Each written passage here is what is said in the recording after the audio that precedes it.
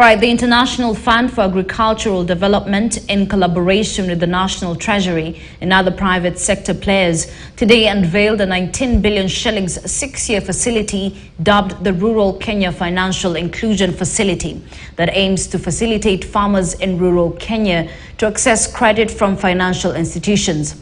IFAD, on its part, has committed over 3 billion in support of the facility, which is expected to be rolled out in 14 pilot counties before being expanded across the country. Jimmy Mbogo has more.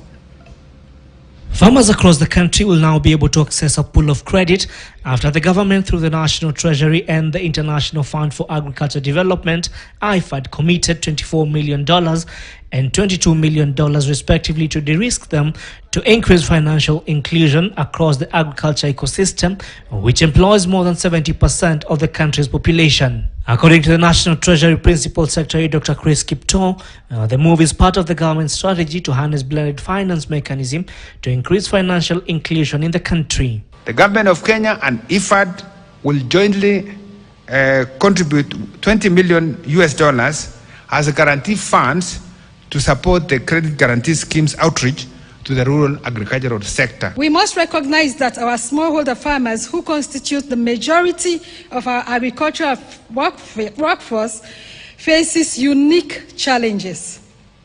They often lack the collaterals that will give them the access to loans.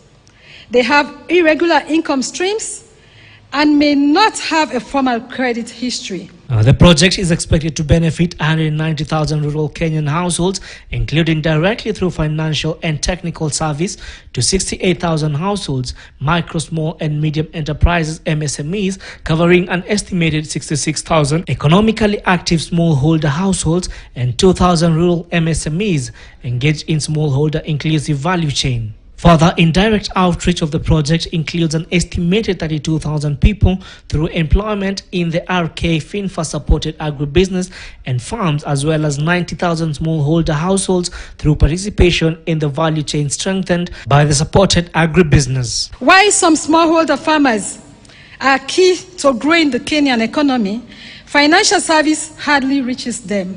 Therefore, it stands to reason that IFAD is strongly positioned to contribute to a solution by supporting the agricultural sector financial inclusion of smallholder farmers in Kenya. It's one thing to design a project, and it's the other to implement. Both go together. But I think it's more for us to be seen in implementation. So let's hit the road running, make this finance available to the farmers at the right time. The 6-year development project is expected to continue until December 2028. The project is set to be piloted in 14 counties during the first phase and will be covered in Bungoma, Busia, Embu, Kakamega, Kirinyaga, Kisii, Machakos, Meru, Nakuru, Nandi, Nyeri, Siaya, Tharaka Nithi and Trans Nzoia. Once the project is fully operational, it will be rolled out nationwide, with IFAD Director Maria Tukamara and noting that the loans will be concessional and will be paid over a period of 20 years. Jimmy Mbogo, KTN News. Now get this, the fuel prices